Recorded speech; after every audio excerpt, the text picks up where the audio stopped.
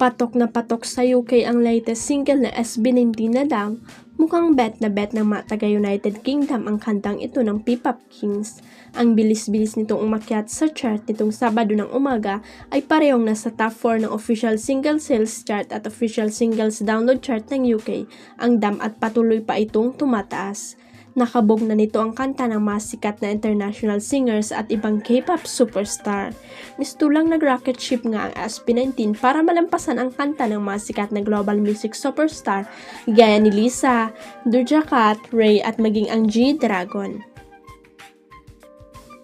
Sa ngayon, ang kantang APT ni Ross at Bruno Mars ang nasa pangatlong pwesto sa official music chart at ang tanong, ang SB19 na kaya ang sisipa sa phenomenal hit song na ito pababa sa chart?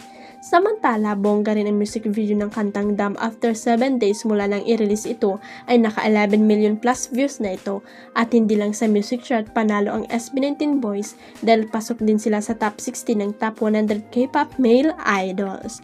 Si SB19 Kin ang pinakabongga sa kanilang lima dahil nasa pang 5 spot si Ken, pang 10 spot si Justin, pang 13 si Stella, number 15 si Joss at si Pablo ang nakakuha ng 16 spots sa nasabing online global K-pop superstar voting.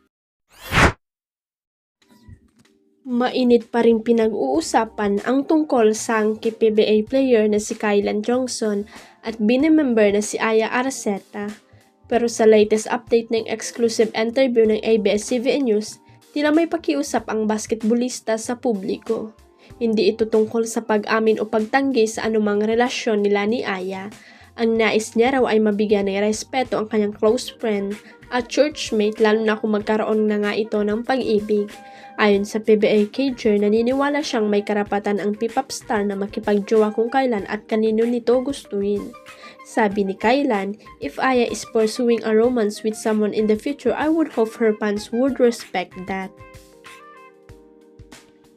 That's something that she has a right to experience and the story really is not what it seems right now. And look how crazy and twisted it could get, dagdag niya, dahil agad-agad naniwala ang marami sa mga lumalabas na kwento at chismis. Nabanggit din sa interview na umaasa si Kylan na mapoprotektahan si Aya ng kanyang fans sa pamamagitan ng paggalang sa kanyang personal na espasyo at desisyon. In the future, I hope that her boundaries can be respected and I hope that she can experience something like that because she's a great person and she deserves it, payag pa niya.